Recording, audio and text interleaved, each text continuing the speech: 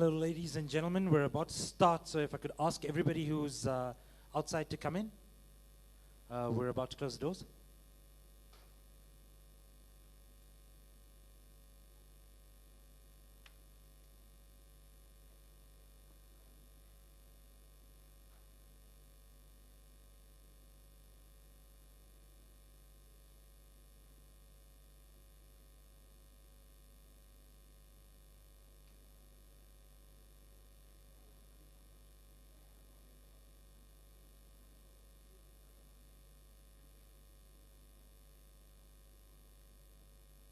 Okay, morning, ladies and gentlemen. How you guys doing? All well? Sorry for the slight delay. My name's Nathan Naidu. I'm the CEO of Snow Technologies. I haven't met a lot of you guys, so I'm kind of looking forward to meeting you. So when you guys get a chance during the course of the next 2 days, please come say hello to me. I'd like lots of familiar faces, but a few unfamiliar ones to me as well. Just a little bit about our event. The first event was in Cape Town not too long ago. It was really, really outstanding event. We had a great time. And some of the speakers were lucky enough to have them in Johannesburg. Guys like Lohan Space, and Advocate Jacqueline Fick. Absolutely awesome lineup of speakers. We also have some new people like Michelle and Nathan, who I don't see around just yet, but the content is absolutely outstanding. And at the last event also there was a fantastic after party, so make sure you don't miss that. Just a little bit about the background of our conference today. We are honored to have the Deputy Minister of Communications and Digital Technologies, Honorable Pinky Kekana, who is going to be opening up our event today. She's just arrived, and without any further ado, ma'am, if you're ready.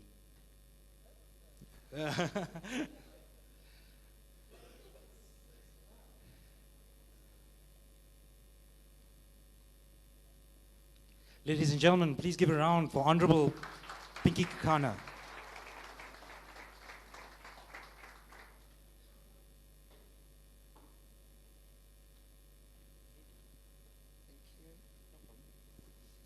Good morning, ladies and gentlemen.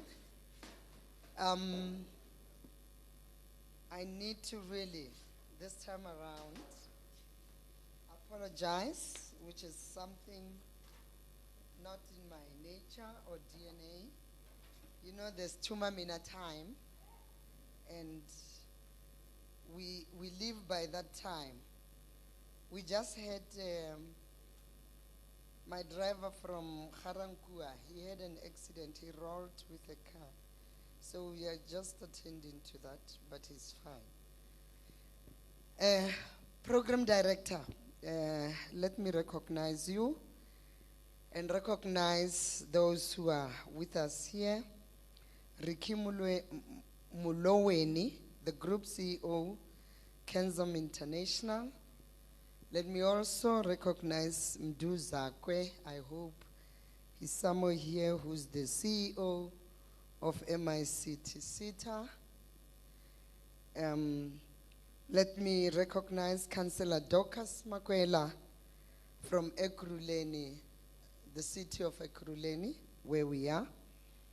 Professor Almarie Kitsinga from UNISA. I hope you're around. The ANC Youth League. This is the NGO I belong to. The task team from the region. The Cerebral Leadership Council. All of them who are here. And ladies and gentlemen, I know Thabo Johnson and your team, you are here. In this International Cybersecurity Awareness Month, I'm so honored to be here today. And thank you for inviting me to address you on this particular topic. With all the keynotes that I give almost on daily basis, the topic of cybersecurity is extremely close to my heart.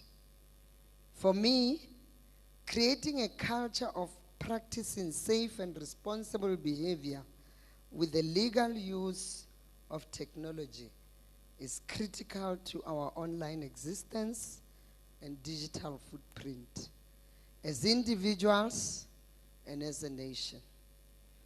In the past decade, cybercrime has moved from being a specialist and niche crime to one of the most significant strategic risks facing the world today. According to the World Economic Forum's Risk Report of 2019, it has now become a global volume crime due to the emergence of a professional underground economy that provides scale, significant return on investment, and entry points for criminals. The intensity of the cybersecurity landscape in this past decade has largely been shaped by targeting of financial institutions, most notably the malware configured to harvest payment information targeting banking platforms. This is sadly just but one example. Unfortunately, ladies and gentlemen, the last 10 years have marked only the start of the global cybersecurity journey. The fourth industrial revolution brings with it many opportunities through emerging technologies. But it's these same emerging technologies that empowers a new era of cybercrime, which requires new architectures and new cooperations. These new solutions will come from the people in this room, and that is you. In the context of fourth industrial revolution, we have been speaking recently about 5G networks and infrastructure convergence. And this new generation of 5G networks will be the single most challenging issue for cybersecurity. As government, part of our deliberations about 5G has been about what the impact will be on cybersecurity.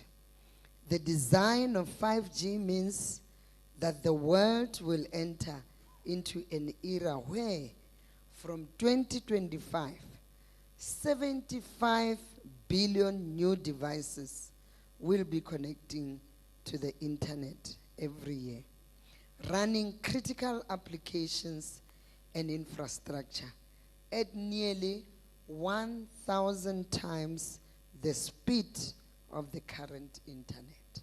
And maybe if I pause there, I know through the minister, the policy directive is out. We're still talking 4G, but we should also be in the bigger scheme of things of discussing the 5G element. So I don't want you to come out here and say, yeah, government is saying 5G is coming.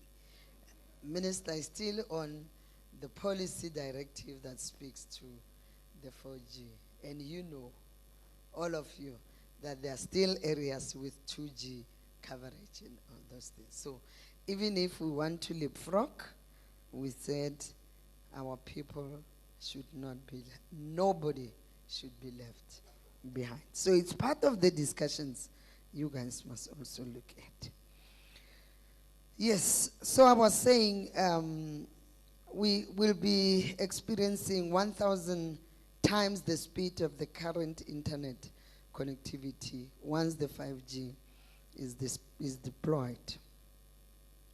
And this effectively provides the architecture for connecting whole new industries, geographies, and communities. But at the same time, it will hugely alter the threat landscape as it potentially moves cybercrime from being quite an invisible, financially driven issue to one where real and serious physical damage will occur at a 5G pace, which is super fast. Now, AI, or artificial intelligence, has become the buzzword of current narratives in reference to technologies associated with 4IR. To build a cyber defense capable of operating at the scale and pace needed to safeguard digital prosperity, artificial intelligence is a critical component in how the world can build global immunity from attacks. And quite simply, is arguably the future of cybersecurity. Cybersecurity, as a key strategic objective, has been delegated to me in my capacity as the Deputy Minister for Oversight. So I spend a lot of time and effort understanding the world of cybersecurity and in the context of its impact on the current and the future status of our world. I'm glad the CEO of MICT, Sita, is here, very passionate about cybersecurity issues. And through Thabo and his team, I'm learning every day as the Deputy Minister, because it's important for you to understand the space you're working in. So you guys are doing sterling work. So in my current readings of cybersecurity, I have read that we'll soon start to see criminals deploy malware with the ability to capture and exploit voice synthesis technology, mimicking human behavior and even biometric data to circumvent authentication of controls for people's bank accounts, as an example. And this is a sign of the times and literally only the beginning, because unfortunately, with emerging opportunities, there will also always be emerging threats. In this regard, it has given me great peace of mind that the purpose and activities of our cybersecurity hub is to protect South African citizens and business online, and to contribute to the security of national critical infrastructure. And this is headed up by Dr. Kiro Pillay, I hope he's here, from our department, a globally recognized cybersecurity academic and practitioner. The Cybersecurity Hub is South Africa's National Computer Security Incident Response Team, or what we call the CSET. And it strives to make cyberspace an environment where all citizens can safely communicate, socialize, and transact in confidence. In this regard, Cybersecurity Awareness Month, we have been working in this Cybersecurity Awareness Month, we have been working behind the scenes to build stronger and more impactful campaigns, activations, and most importantly, critical programs to deal with awareness about cyber threats as the world of increasing connectivity magnifies our online exposure and also inflates our risks. Expect to see an enhanced and improved web portal program director with more sophisticated functionality to report incidents of threats like phishing, malware, vulnerabilities, etc. In partnership with key industry stakeholders like yourself, this month you will see us launching school, student, and teacher programs, including one developed by Professor Elmarie Kitzinger, who I hope is here from UNISA, adult and parent programs, as well as programs for businesses, with a focus on SMEs and many, many more. We are very excited as the department to be in the final stages of concluding an educational program with a prestigious university for international study courses. Additionally, we will be launching a full digital awareness campaign in partnership with industry, stakeholders, and a monthly newsletter that will serve as a national information resource featuring key happenings, events, debates, activities, etc., with the target audience being both industry and individual citizens. While October is Cybersecurity Awareness Month, we have decided not to only observe it in October, but to launch the numerous things I have just mentioned, rolling it out over the next year until 2020, so that we have cybersecurity awareness every month. After all, it's for our safety. And this is not a myth. I mean, if we start from January, it's school reopening. February, it's the lovers month. That's where cyberbullying happens amongst lovers. February, ne? March in South Africa, it's Human Rights Month. It's International Women's Day. April, it's what? It's Freedom Month. So your freedom must not infringe in my freedom. So you must protect, I must protect myself from you, cybersecurity-wise. So it's what? April. May, it's Workers' Month, so we make workers aware of the impact of cybersecurity and the unintended consequences that they bring. That the same gadget they are producing as workers also has these other things. June, it's Youth Month. Then we take young people with Mduzakwe across universities, schools, everywhere. And then July, it's Mandela Month. So it's the icon, let's all behave like Mandela. July. August, it's Women's Month. You see, it's going. It's cybersecurity awareness. So it's August. And then there's this August. September, heritage. Protecting our culture, respecting other people, making sure. So we build all those things. You see, now it's a program. And you are going to pay me for all these things. I can't develop a program for you guys. Then it's October. You see, now we have run. And then it's November. It's 16 days. I know somewhere it's disability, somewhere it's the aged. Then it's December, it's Christmas time. Hey guys, be aware. Cyber hacking of your bank accounts and all this. So you see, we can run it. Full-blown campaign across the month. Can I be paid, guys? I don't even hear you saying, yeah. I'm going. So that's why I'm saying we don't have to do cybersecurity awareness only in October. So it must run this month until October 2020.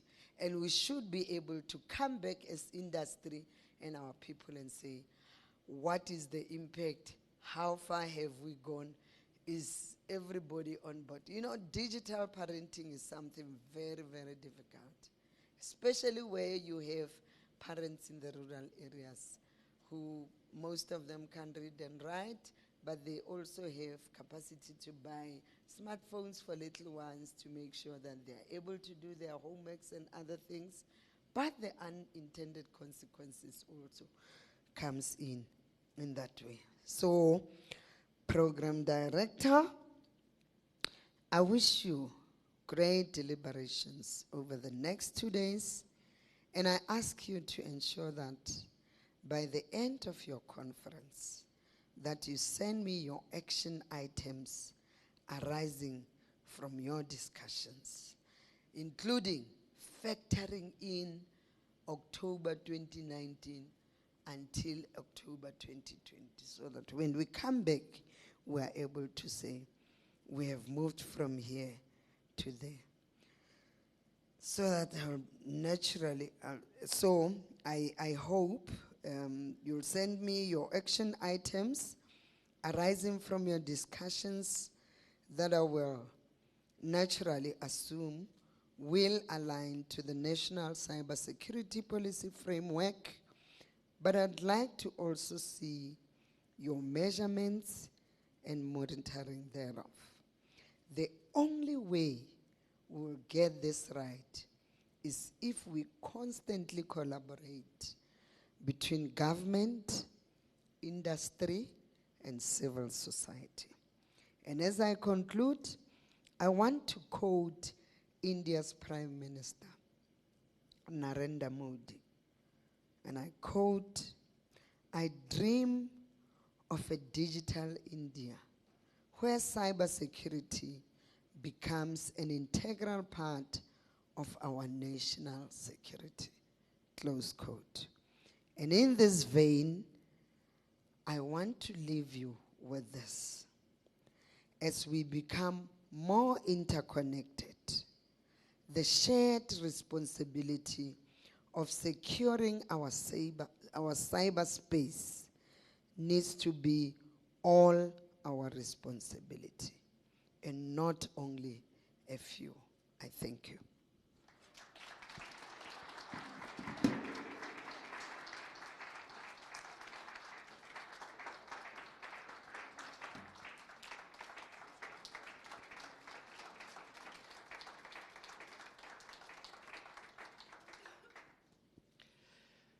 Thank you very much, Deputy Minister, Honorable Pinky Kakana.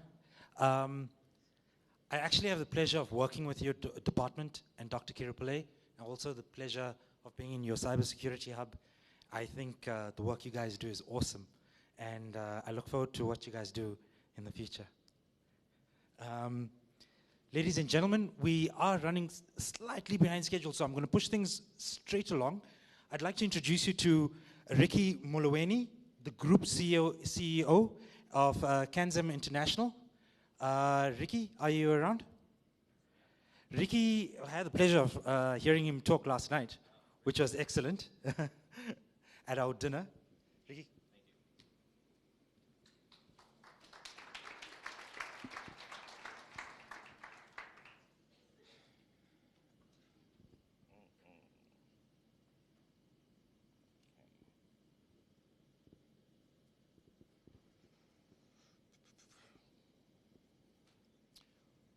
Honorable Minister Pinky Kekana and Honorable Tabo Johnson, founder and chairperson, African Society for Cybersecurity Awareness, distinguished guests, ladies and gentlemen.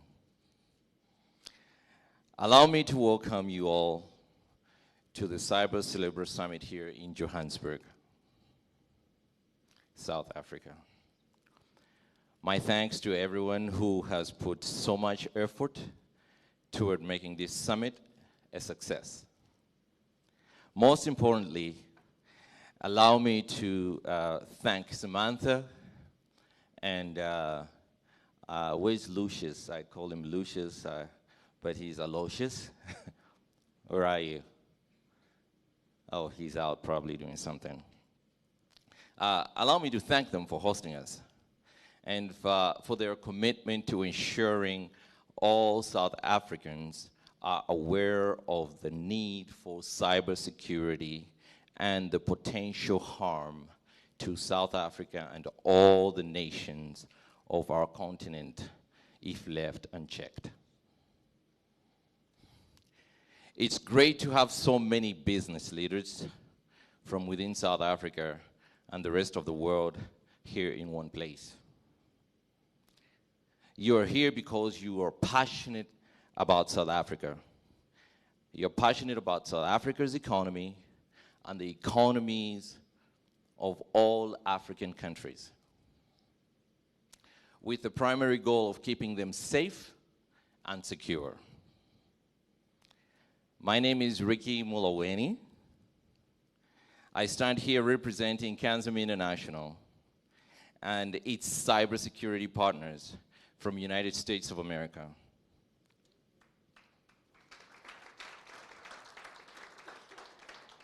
Thank you. I am now a student of cybersecurity, even as I lead an extended group of geeks, a whole lot of them, through many partnerships in the United States.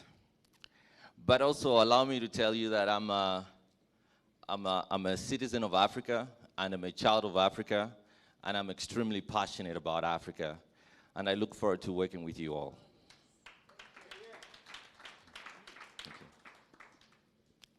Each group of all our African people has customs that are unique to them.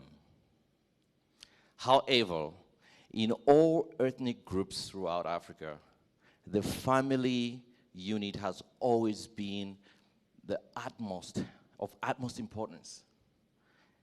And it is reflected in the customs of each group.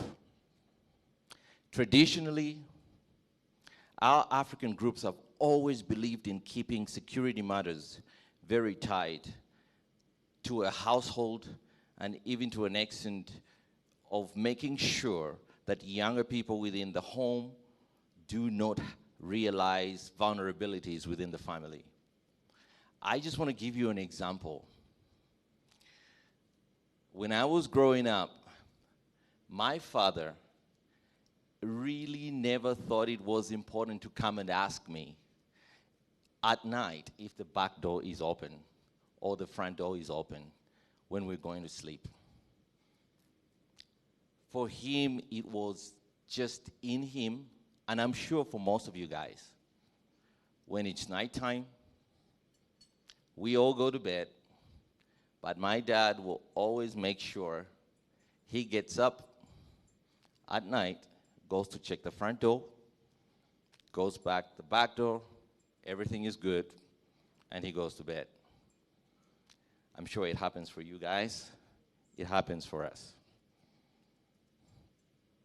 Now, this model of elders securing our communities has been in our traditions from Cairo to Cape Town and from Senegal to Somalia.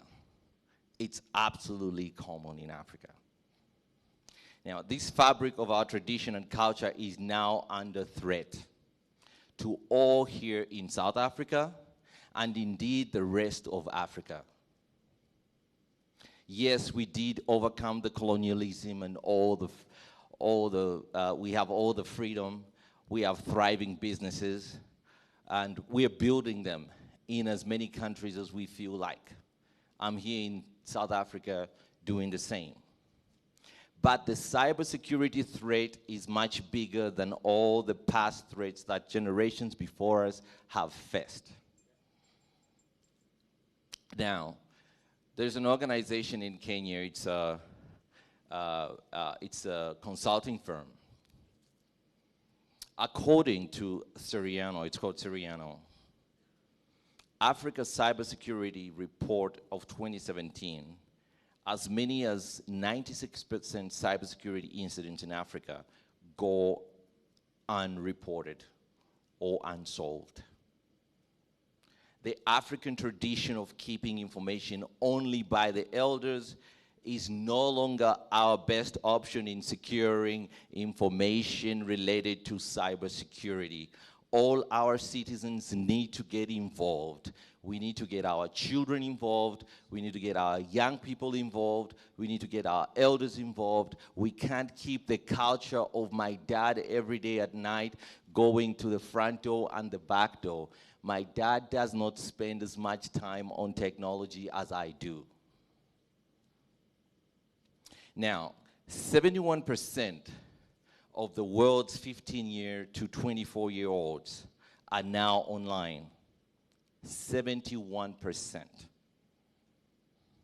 This is all the more reason our traditions and culture must be restructured to meet the cyber challenge of our time. Youth involvement in matters of cybersecurity is key to the survival of security of Africa. Our youth in Africa are clearly in the front line of this mobile phenomenon, and as such, steps both from private sector and government must be taken, not only to recognize that young people are key users of this technology infrastructure, but also to find areas of molding them to be positive contributors to development of it. The internet has revolutionized how we do business. Consider aspects of technology where we do not need to be in the same place to do business.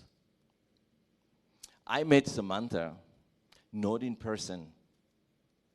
She was introduced to me by somebody when we were in Washington, D.C., and since then, we had been having video conferences. I didn't need to shake her hand.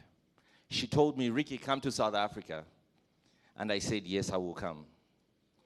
Imagine 20 years ago, somebody said, come to South Africa. You've never met them. Would you do it? So, here I am. This is technology. This is what it has done to us. So, the speed of getting things done is now at lightning speed.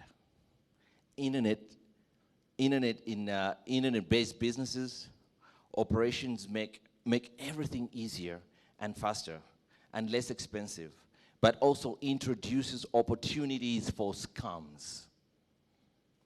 There are multiple kinds of threats and cyber harms. These include targeted spam or emails. I'm sure all of us have had those. Aimed at fraud or theft. Malicious spy software to disrupt and damage systems. Espionage. Governments know about that, and I'm sure private businesses are aware of that. Espionage for economic or strategic advantage. As a private business, we are always aware somebody coming to check out what we are doing. But this time they don't have to come in person. They can look you up. Ransomware for extorting money. As a lot of people, I can give you several different examples. And here in Africa, these things are happening. A farmer in a rural area is receiving money from the son from the city. In between, somebody sends money, a hacker hacks in between, gets the money. Yes, these are the unreported cases that are happening every day. So cyber criminals aim at doing harm to a range of targets. Victims can include anyone from our youth to small businesses or farmers that lack the capability and knowledge to address them. When it happens to a farmer in a rural area, he's not going to come over or pick up a phone and report to the police. Traditionally, as we have always known it, we keep some of these things to the house and don't tell anybody. We need to figure out how to learn to speak up. Now, cyber criminals target even individuals, sending small amounts in money to their families, and definitely large industries and critical infrastructure in our societies. Cyber incidents and attacks threaten our economy continent-wide. They can undermine our strategic and competitive advantages and cost our economies in millions of dollars each year. These attacks require a comprehensive, coordinated response. You, my fellow summit participants, and our government have a significant role to play. In 2012, this is an example for South Africa that happened way back. South Africa's post office system was attacked, which resulted in losses of up to 42 million rands. Ladies and gentlemen, this is an example of a weapon that impacts us and can never be seen or touched. Enemies right now, they don't have to walk with a gun. They walk with computers and systems that you can't see. So from 2017 to 2018, cyber losses in Africa increased from $2 billion to $3.5 billion, according to Cerebral. In the same time, in the same line, research carried out by the Panama Institute puts the average cost of data breach in South Africa to have increased from $32 million to $36 million in 2018. I hate to throw out numbers like that because as soon as you walk out of here, you didn't touch that $32 million. It didn't happen to you, so you keep walking. But in a way, a penny of that happened to you, but you just don't want to see it. So, ladies and gentlemen, Africa cannot allow any more economic losses.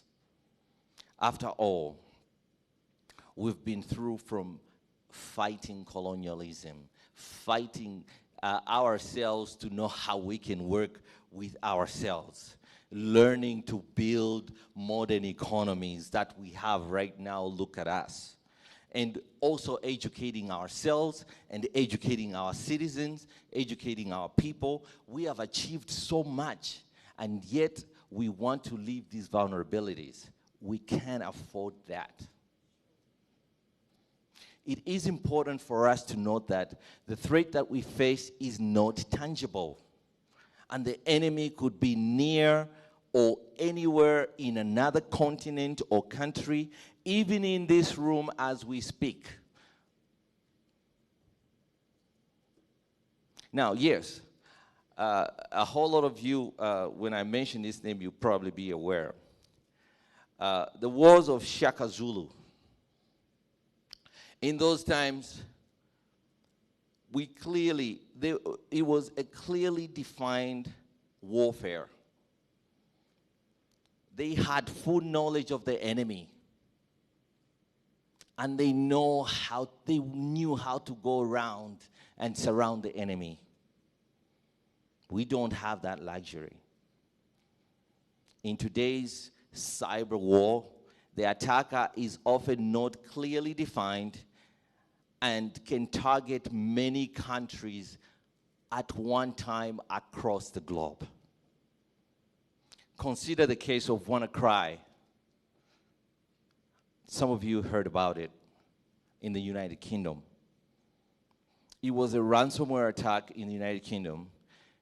It affected many countries. Malaysia, Bangladesh, Singapore, a whole lot of African countries were affected. So WannaCry was one of the most significant cyber attacks to hit the United Kingdom in terms of scale and disruption. Now, I'll give you an example of how they were affected deeply. Somebody is having a heart attack, they're in an ambulance, they're going to the hospital. WannaCry, when that thing happened, the disruption of technology communicating between the ambulance and the hospital just went shut. They didn't know where to go. They didn't know how the patient was going to get to the emergency room. Because we were depending on technology to direct us all the way into where we're going, everything stopped. So you can imagine the tragedy to people. So WannaCry attack, according to the British government reports, affected over 200,000 victims, and more than 300,000 computers. It disrupted over a third of the National Health Service Trust in England, and thousands of medical operations were cancelled, putting lives at risk. In Africa, as we robustly embrace mobile technology, our consequential move to a digital economy is unlike any other in the history of the world. It opens up many challenges that those of us in this summit and many across Africa must address very seriously. Bearing in mind, time is of the essence, and much of what our forefathers fought for, and as well as set forth in motion, could be lost in the click of a mouse. So, I have confidence in the fact that we all decided to be here precisely because we believe we can meet this challenge through this forum. There is a French saying, I wish it was, do we have that French saying on that slide? It's okay. I'm not French actually, but I like that saying.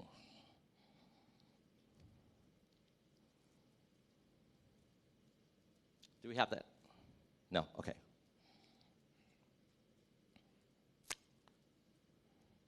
Yeah. There's a French saying, La union fait la force. Now, I had it interpreted in Zulu. That's why I wanted to put it out there. Which means we are stronger when we are together. Henceforth, we are unbeatable when we come together. I would therefore start by looking at the fundamentals that clearly set South Africa and the rest of Africa on a growth path with assurance that cyber criminals will never be ahead of us. Part of the reason we are so deeply in danger is that we are all undertrained. According to Chubb's cybersecurity survey of 2019, less than 1/3 of employees receive annual company-wide training from their organizations. And personal users receive even less information on how to protect themselves. Now, I want to throw out this example. When you buy a Samsung phone for granny, it comes into this pocket box of papers and copyrights and whatever.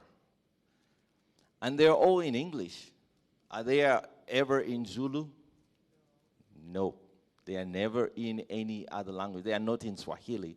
They could either be in English or French or Portuguese, never in our local languages. And we buy this nice PDA for Granny. She doesn't know how to use it, but she can punch the numbers to call us. But that gadget itself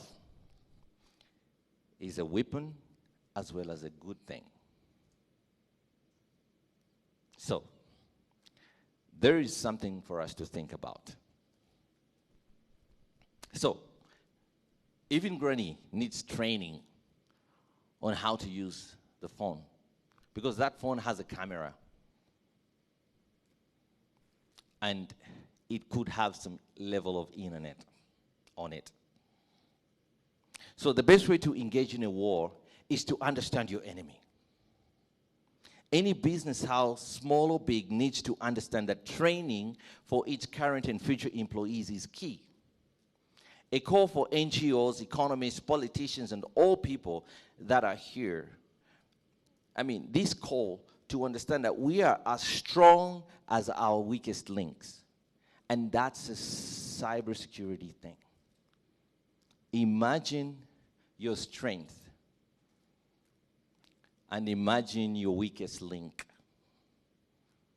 So you are as strong as your weakest link, because your vulnerability don't exist just in you. Your vulnerability exists in the weakest link that you have, because through that weakest link, the enemy will defeat that to come through to you. So government have the role to put in place policies and laws that encourage investment in information technology, software, and hardware. In addition, government should consider underwriting education for our children and young adults as they begin to use the technologies. Citizen awareness is important, and it is time we all begin this training in our local communities. Yesterday, we launched Cyber Cubs right here for South Africa, where we want to do outreach programs to primary schools here in South Africa.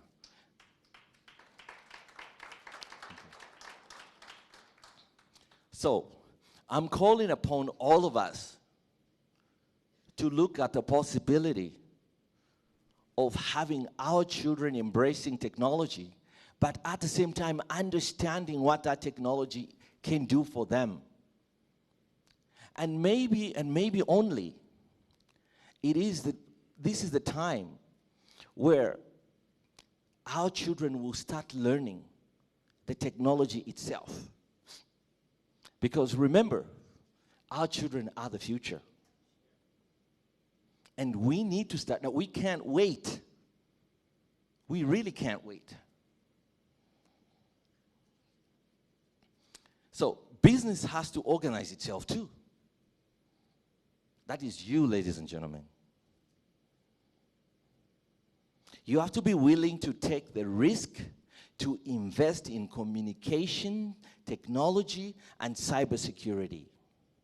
Financial institutions have to come up with lending policies that will finance these endeavors, knowing that it will be several years before they start making a profit. Guys, it is important, especially for anyone coming from the banking community. It's not right to project profit tomorrow. We can project profits a couple years later, but invest in our people today. Because at that point, like I said on the weakest link, we'll be strengthening ourselves in the future. At the same time, strengthening ourselves right now. We need to take up a mantle of responsibility. Average users need to have some level of awareness of cyber challenges. We need to come up with ways to make citizens aware of how powerful things are. Like the phones, they're definitely powerful. I talked about the granny situation. Even without talking about the imbalance of the content that is on the phone, Africa needs to begin to make its own content for its own citizens. If this trend of prime source of content from outside sources, games, video games, news productions, goes unchecked, Africa will not have citizens that understand Africa. Its indigenousness, its histories, its cultures, its heritage, its self-worth, it will all be history. We need to build African content creation, community stuff, and populate all that on the internet. When I Google some of you guys, nothing comes up. The only thing we want to Google is We Google some American name, everything comes up. Now, imagine our children Google that American name. I don't want to mention names here. Okay, I say you Google Donald Trump. I mean, there's a lot of stuff that's going to come up. Okay, let me mention somebody else. Huh? You can Google Oprah Winfrey. She's been doing some work here. A whole lot of stuff will come up. And guess what? It'll be all the good stuff. There will be some stuff that we want our children to learn about. But definitely other things we don't want them to learn. Let them Google Nelson Mandela and learn that. And let them Google some of you guys and learn some of the simple, meaningful stuff that you have done in society and in the communities where you live. And I think that's the stepping stone for our future that we want to create going forward. I believe that the concept of wider family as a kind of safety network in which everybody can rely, especially in times of need, will survive in spite of being challenged. If the notion of extended family were to disappear from the African culture worldview, traditional African culture will be greatly affected. There's one thing I want to talk about. If mobile banking is now synonymous with Africa, then we have to start building more technical expertise within Africa. This level of financial services access has enabled movement of capital and services in all parts of Africa, especially those areas which never had any banking services. We have moved extremely fast to embrace the digital economy, in part because it is easy to get things done, and because with those segments of our societies that did not have these things and this infrastructure. We're excited by it. We are participating. But there's a problem there. If we just embrace using this technology, but also don't look at the possibility of developing our own people to understand the technologies that they're using, and also to teach them how they can safeguard this kind of technology and they can invent more stuff, then we are just users. Now, is Africa going to be a continent of users only and no developers? These questions we have to answer ourselves. We have to get engaged. There are so many people that have created history in Africa. How did they start? They did something. We just cannot sit back. Cybersecurity hackers present negative security, financial, and personal consequences to South Africa, and indeed to Africa as a whole. Attacks against banks and small farmers in the rural area losing their mobile money, private businesses, and even government operations present a direct threat to the nation's economic security and hampers local national economic growth. In closing, I remind you that all across Africa, our government bodies, including the African Union, have published national development plans as far out as 2063. Now, I want to guarantee you, some of the people that were participating in putting together these national development plans up to 2063, some of them were so old that they're not going to be there in 2063. And who are they thinking is going to live up to 2063? Is the young people. Were the young people involved? Most probably no. We need to revisit these programs and these papers and these national development plans and see to it that it involves our young people.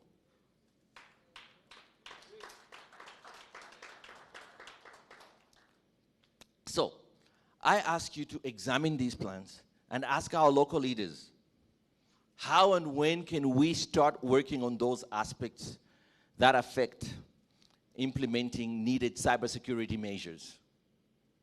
In doing that, we must be willing, as the experts, to make ourselves available. Please, be sure that the plans that are in place are forward-thinking enough, and the managers of the plans are willing to review them regularly and ensure that structures supporting and implementing are appropriate and in place. Because the world of technology is not static, it will be necessary to adjust any plans made in order to ensure that South Africa and the rest of Africa have the development plan that meets the challenge of our time, and that is cybersecurity. Please, let's all remember, security is only good when it is put to good use. Relying on tools from the past will not help clear the threats of the present nor the future. We need to build cyber hubs in Africa.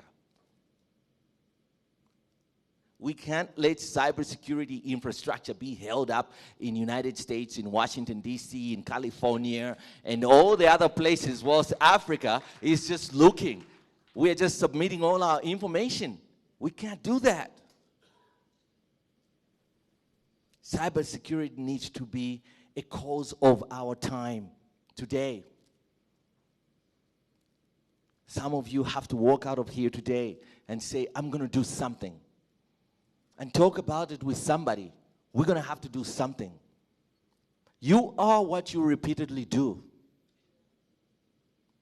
And I urge you to repeatedly talk cybersecurity. You won't have all the necessary resources, but believe me, in a short period of time, there'll be people and there'll be networks that will avail themselves.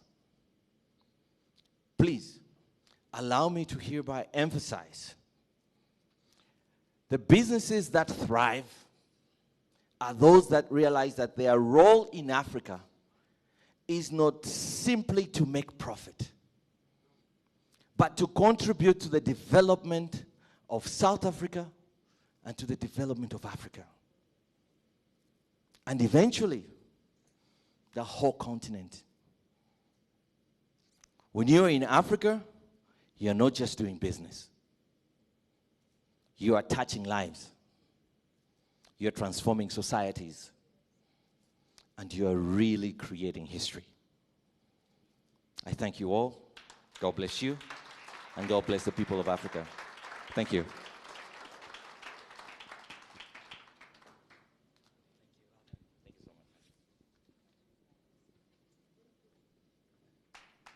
Thank you so much, Ricky. Ladies and gentlemen, we're just trying to make up some time, so I'm going to be really quick about this. I'd like to invite the brilliant advocate Jacqueline Fick on stage for the next panel discussion around Industry 4.0. Our panelists is Lucien Pierce and Mdu Zakwe. Mdu?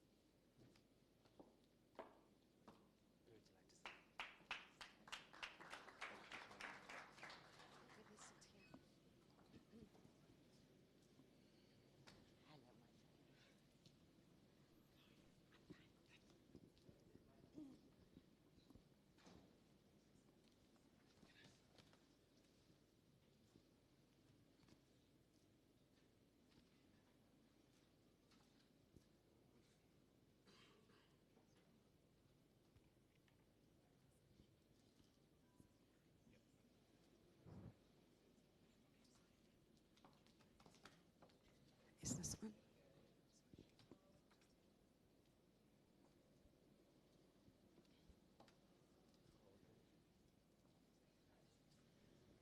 Morning, ladies and gentlemen. How are you all this morning? Whilst we're getting the groceries ready, you know, I spoke at a conference last week as well on cybersecurity. The nice thing is that, yes, women are in the minority when it comes in the cyber world, but they always give us a remote. So, men on the panel, women with a remote. Are we all wired up, gents? I understood from the organizers that they were going to introduce my esteemed panel, but let's throw everything on its head this morning. So, Ricky? Hey. Ndu? Hello. Lucien? Morning. Okay. Let's guess what they do. And please don't pick on the lawyer, because he's got an advocate defending him this time. The first thing that I would like to ask my esteemed panel is, being smart with cybersecurity. It's a nice, sexy phrase, but what does that mean in practical terms? When we look at the rest of the topic, what is AI? Is our fear that AI will replace the human element valid? Now, I have a background in forensics, and I can tell you that when it comes to investment in cybersecurity and forensics, I had a lot of fight with some of my previous bosses. They said to me, "Don't worry, Jackie, we're going to invest. What we're going to do is we are going to buy you systems, we're going to buy you tools, and life's going to be beautiful, but we're not going to give you funds for employing people." And I said, that's all good and well.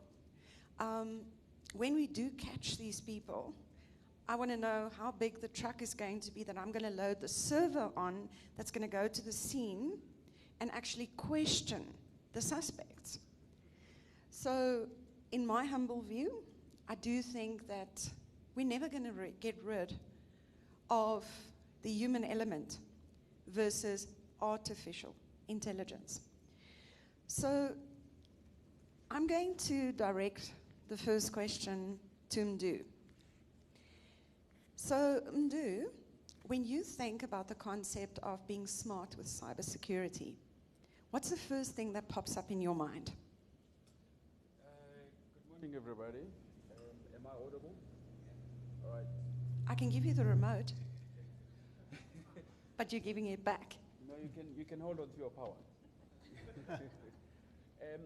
When I think of smart, I think security experts cannot sit in a room and design a strategy about being smart on cybersecurity.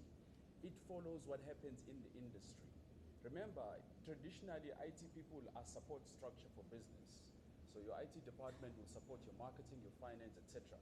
So when you talk about smart relating to cybersecurity, it's about what is the nation, what is the company, what are the citizens doing that is smart, that needs smart cybersecurity strategies. So you've got smart cities that have got a whole lot of sensors that are looking around for thieves, etc. You've got smart schools, like Stain City College, for instance. You've got smart homes now, 3Gs and TVs. And then you've got smart cars that are sensing a whole lot of data and analyzing it for you. So the question is, how do we make sure that the mandate of State Security Agency to make sure that we are safe and we feel safe is executed? Okay, so from my perspective, I think for us to be able to respond to that cause of being smart, number one, you need to understand the risks of all those smart things that are happening in our communities, in our businesses. We have to understand what influences those risks. Remember, as we converge the cyber and the physical, there are risks that comes out of that. As we interoperate between the legacy systems and the new systems, there's risks there as well. As you would know, that SCADA systems are not the most well-protected systems. And one needs to look into that as well because they run our traffic system, our satellite system, etc., our critical infrastructure. And we also integrate a whole lot of systems when we look into the e-commerce as well. So those are the things that influences the risks. And once you understand the risks, you need to understand who are the actors, who are the bad actors, who are the attackers, and what attack vectors are they using? What are their goals when they attack that critical infrastructure? Everyone is talking about 4th Industrial Revolution, where everything is moving into the cloud, into the Internet of Things, but have we thought about security, right? So as the main speaker has said, what tools are we using to protect that Internet of Things, that data that sits on those clouds? It's all gadgets that are imported from somewhere else. Yeah. Thanks for that. Lucian, what do you think is the meaning of smart with cybersecurity? Okay, so lawyers are always the pessimists. You always look at the bad side of things. So when I think of being smart with cybersecurity, I think of what happens when you're not smart.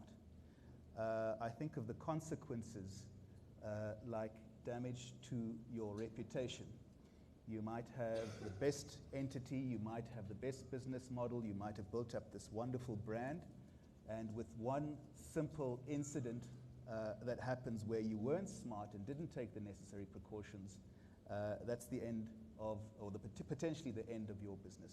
I think of the real harm that can come about as a result of not being smart.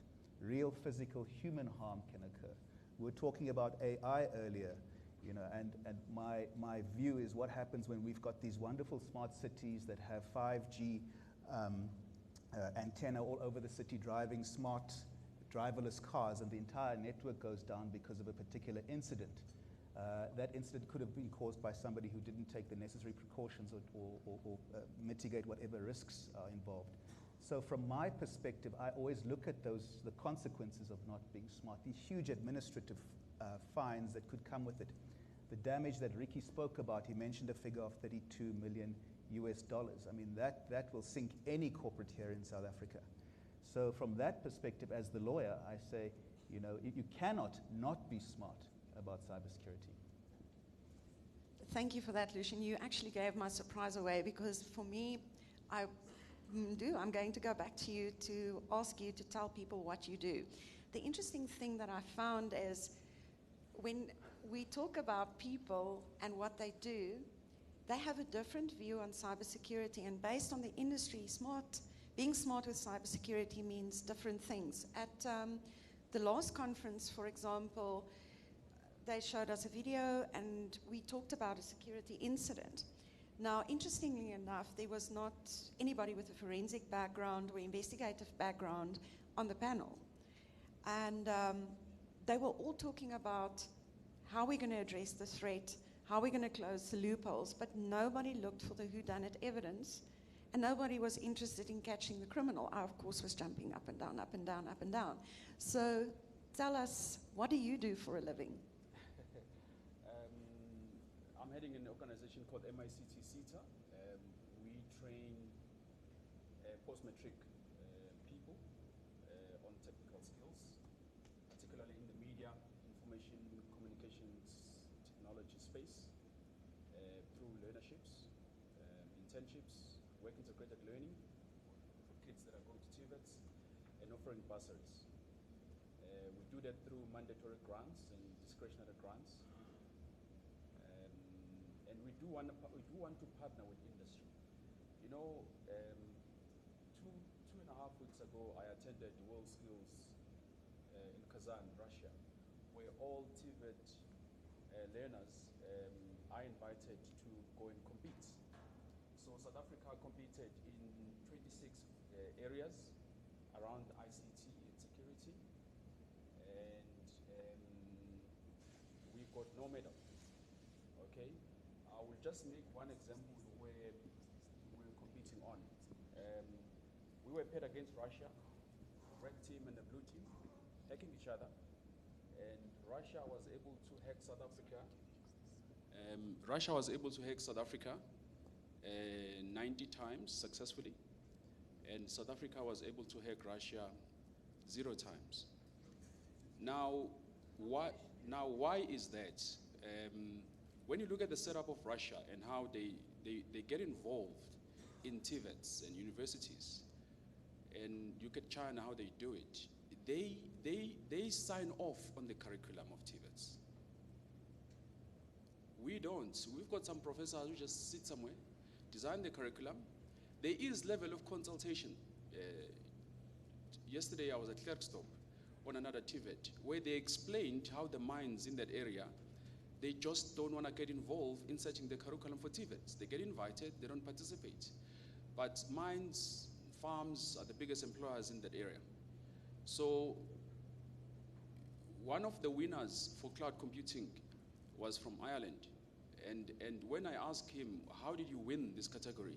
He said it's because Microsoft has built its cloud here. And they were looking for youngsters who are keen. So I've been adopted by Microsoft, and that's why I could easily beat the world on cloud computing. Now, as a country, when we deal with multinationals, we need to make sure that we build capacity also in our country, so that we allow our kids, when we train them as MICT, to go and get exposure, proper exposure. We need all of you as private sector to get stuck in there and go to these TVET meetings and approve that curriculum. If the curriculum is going haywire, you tell them that this curriculum will not build this country. It will not bring us any GDP growth, none whatsoever. Because when we have trained these kids and we're knocking on the doors of industry, they shut the door on us. Thanks for that. My friend Ricky, last but not least, you and I had a very interesting conversation last night where I posed a question to you and I asked, we're all talking about smart with cybersecurity, we're talking about AI, but do you think that the fourth industrial revolution is important for our kids? That's a very interesting question, huh? It is very important for our kids. You know, I'll take it to the very bottom level. You see, Africa cannot afford to remain behind. Africa needs to start moving very quickly in all kinds of sectors.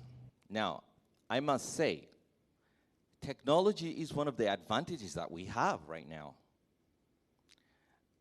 If you take a look at mobile technology and mobile money, in the United States, they don't have mobile money that is as effective as the way we have it over here. We don't transfer money over the phones to another person like that. We can, but it has to go through the bank.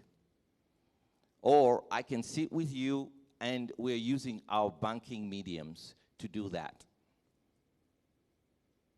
Now, in Africa, there is so much of that you're developing differently in rural areas where there's very little infrastructure. I was in Kenya. My understanding is Kenyans don't have to go to a bank to get a $1,000 loan. They can apply for a $1,000 loan on their telephones. So that means that for $1,000 over in, give me one of some rural town in the village here. Any? Oh, let's be prejudiced and say Soweto. Okay, over in Soweto. Okay, so somebody in Soweto is able to get $1,000. If they're doing some farming, they are able to have money to pay for seeds, to pay the few workers that they have, and an economy within that same village setup is functioning. You see that? So that means that people will not sit back and wait for somebody to say they will send us something. Technology has enabled us to be action-oriented, and even for grandfather who doesn't have a PhD, to receive the money and to transfer money to a worker who doesn't have a degree, to transfer money to a maid who doesn't have a degree, and they are all able to have money. Now, that money goes to buy uniforms, it goes to buy tomatoes, it goes to buy every little thing that they need in a household.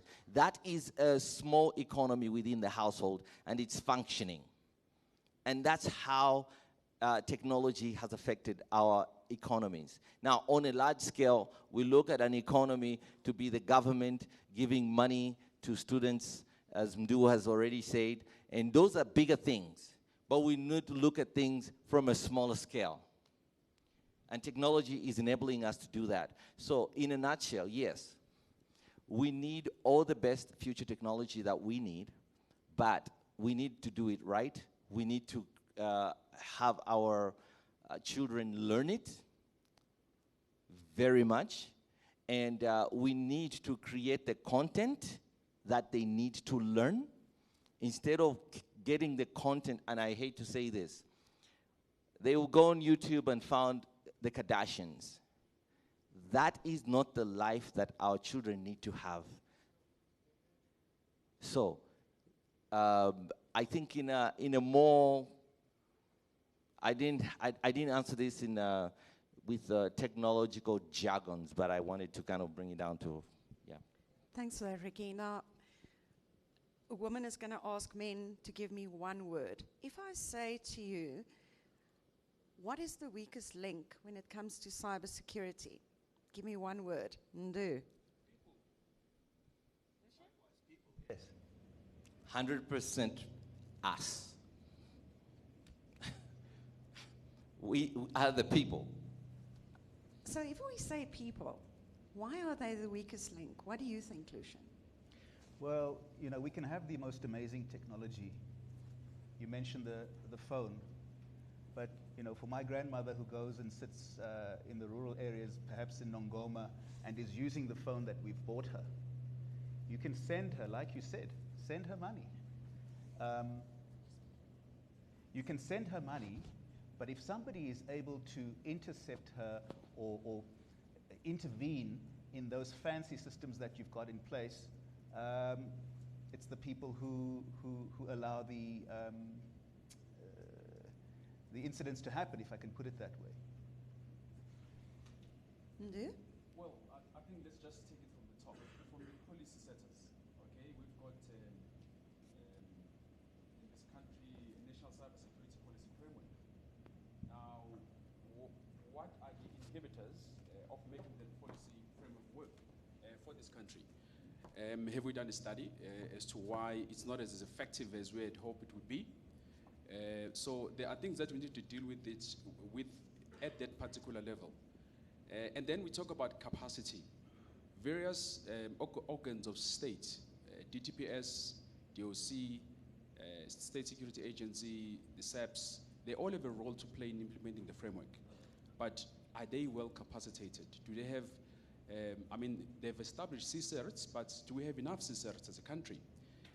Ricky spoke about incidents in Africa are not reported because we don't have a defined data breach sharing model that is inviting for a victim to be able to report. I feel I'm not protected. I feel I'll be made a fool if I report. I'm the CIO of Standard Bank, and if I report this, I feel that my share price will drop 5%. So why should I share? You see? So from a policy perspective and a capacitation perspective of the country, the people agenda needs to be addressed. And obviously, what the Deputy Minister spoke about, the cyber talent. We just don't have it enough in this country. Thanks for that. And just to add on to that, I think some of the most frustrating things is, firstly, if there is a cybercrime that's committed against you, is it actually a crime? Do our laws provide for such an incident? Now, I'm very excited with the new cybercrimes bill that's on the way, because I do think it criminalizes a lot of these aspects, and also it gives appropriate sentences for that wrongdoing, because at this stage, I'm sorry, ladies and gentlemen, cybercrime does pay. It really does, and it pays well. The other thing is, I think when we look at stats, it's very underreported, not only because we don't have common definitions across Africa when it comes to crime, but as you correctly stated, people don't report it specifically also because of the reputational issue that goes along with something like a data breach.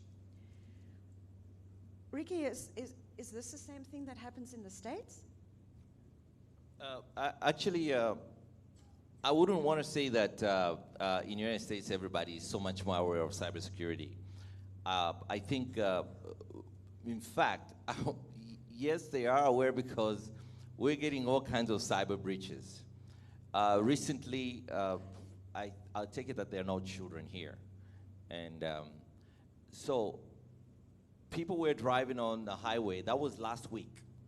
And you have those video billboards. And somebody hacked into a billboard and put an adult movie on that billboard. Now you're driving on a highway and you have an adult movie on that billboard. It would create a whole lot of accidents, right? It happened in Michigan last week as I'm talking. So this is the kind of confusion that we have already. We have a situation where, yes, cybersecurity learning awareness is becoming mandatory. For a bank that I bank with, every month, anybody who has access to a computer in the bank has to undergo certification every month. So these are things that we can also implement in Africa.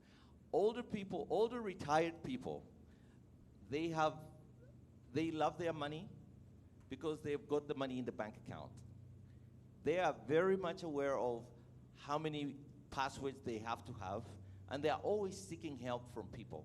So I think it's a slightly different thing because in America, everybody is somewhat coming over to take responsibility for that. In Africa, we leave it to the elders, but the elders don't even want to touch a phone or a pad. So there's probably a slight difference there. Thanks. I think that comes to another point that we discussed in terms of when we look at cyber, who these days is the teacher and who's the student? How many of you know your phone as well as your kids do? What is the common age on which kids become more smart with their devices than the parents? I'm just looking at for the organizers, but I think we have time for one or two questions from the floor. Anybody have a question for any of the panel members? Don't be intimidated because you've got a lawyer and an advocate on the panel. I see there's a question there.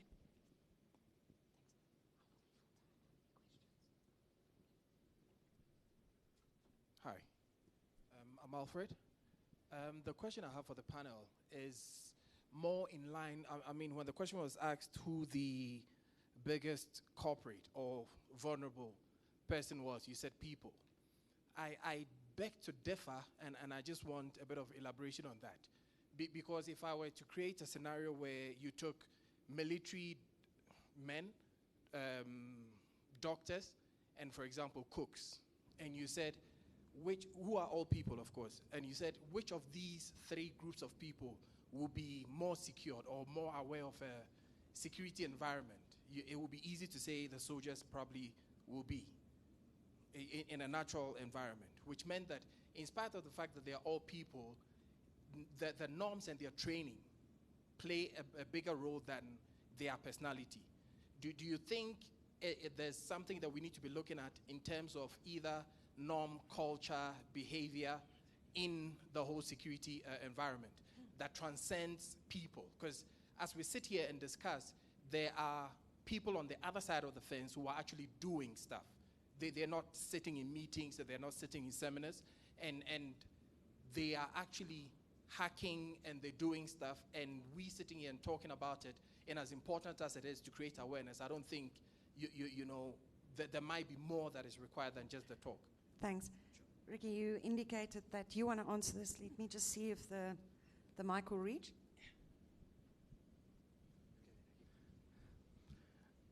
Thank you, Alfred, for your question. I won't mention the organization, but there was a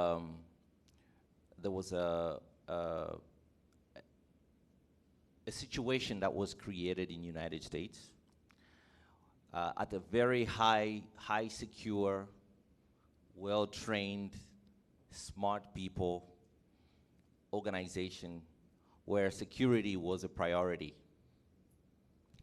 And a hacker, a bad person, was put there to see if they follow the security guidelines.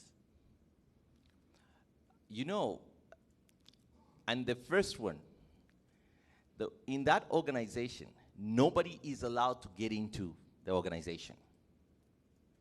First thing, the bad person entered the gate.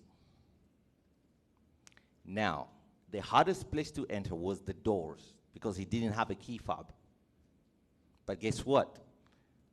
The highly trained, good people with a lot of courtesy, they opened the door and they saw the other guy coming. It was like, oh, are you coming in? Oh, please come through. And guess what? He opened the door for a person that doesn't work there. The guy got in. He needed to go to a high secure area. Same thing happened. He got to the reception. First thing he did was, I have a very important meeting. I left all my documents. And I have my fob. Could you please help me I just want to print just one page so that I could hand it in to so-and-so. The lady on the front looked at the guy. He was looking really good and he didn't look bad at all. She got the key fob, put it in the computer. Immediately everything went wild within a split second. Now, these are highly trained security people who are not allowed to even be curious, but they were curious enough and they let somebody in. So, when we say people, you see, the traditions that we have really, they don't really help us with cybersecurity. Because just, even when you're like, they tell Uber drivers at night, they'll be like, oh, driving somebody. Now you're driving a Tesla, highly computerized car. Somebody comes in and say, hey, my phone is just about to die. Can you please help me? He gets the phone, plugs it into the car. Immediately the car is compromised because he has something terrible in his phone. So, yes, we try to be nice, but because of that part of us being nice, our organizations are not secure. Our homes are not secure. Everything that we touch. So we really have to ask ourselves, I know, how can I keep being nice and helpful? This time, I don't have to tell somebody to say, oh, my phone is about to die. No, it's okay. You can plug it into my computer, and then you just have like 4% and you'll be good because I'm expecting a very important call. You can't allow that in an organization, later on to a computer that belongs to the organization, because the repercussions are such that, yes, somebody will charge the phone, but if it's a $4 million loss, the company might end up closing down, and then you won't have a salary. So we have a big problem. Thank you. Thank you for that. I think we're running out of time. And so the panel members will be available to chat with you at any time. Am I making a wrong assumption? No, absolutely, yeah. So the thought that I want to leave with you, listening to these esteemed gentlemen, yes, we should be worried that your toaster can hack into your bank account very soon. But we should be more concerned about the people that will enable it. And I think our strongest weapon, it might be our weakest link, but our strongest weapons still remain our people, our kids, the people that we train, how we train them, and how we make them aware of their role in cybersecurity. Thank you. You've been a great audience.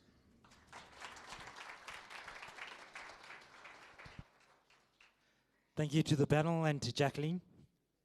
Ladies and gentlemen, I think we have a networking break. There's tea and coffee outside. Thereafter, we will be continuing with the agenda. Please take a look at the agenda. I think you guys should all have it on your table. There is a workshop breakaway that will happen after the networking break. If you're unsure of anything, please don't hesitate to reach out to myself or any members of the 7 Events team just to get some direction. Cool. Thank you very much.